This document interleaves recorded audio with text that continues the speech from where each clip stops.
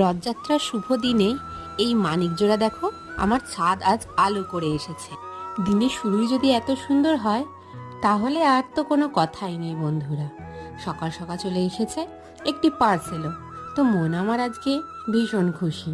তো দেখো, পার্সেলে এই দুটো জিনিস ছিল, আর পার্সেল খোলার সাথে সাথেই শুরু হয়ে গেল এই র্যাপার পপ করা।